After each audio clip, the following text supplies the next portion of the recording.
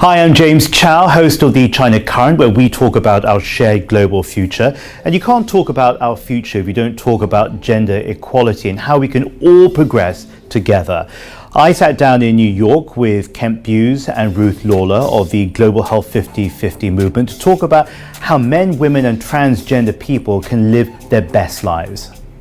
I think for many people there is a concern that feminism and gender equality are the sole purview of Western society. It doesn't mean that we all have to have society structured the same way as we have it here in the US. There are lots of different ways to achieve gender equality.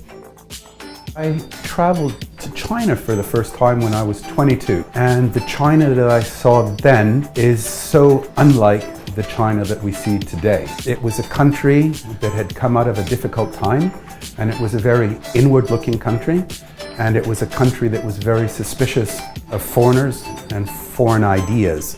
I'm now in my mid-50s. They bring a very different voice and a very different set of ideas to global health. And so there's just been this remarkable transformation of China in my lifetime. It is true that China has a great role to play in the future, in the way the world is going to look in 20 years. They're moving around the world in businesses through initiatives like the Belt and Road. Even social media infrastructure is often separate. They have their own platforms that are different to ones like Google that we have here in the West. It means that they are going to have a huge role to play in shaping the way that the world looks. A gender equal world is when men, for the most part, step back and think about the society that they're in and what privileges they have and reflect on why they have those privileges.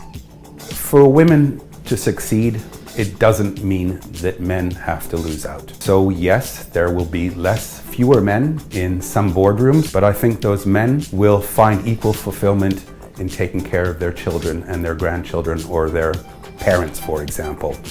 Young people have a huge role to play, and I think in lots of ways they've already moved the conversation forward. They've grown up in a world where gender norms are perhaps not as rigid in most places as they were before, and they have more role models to whom they can look for inspiration. So to many of them I would say keep up the work that you're already doing. Talk to your friends, talk to your teachers, get out on the streets. You can learn an awful lot through protest as well as in the classroom. All of that is really helpful.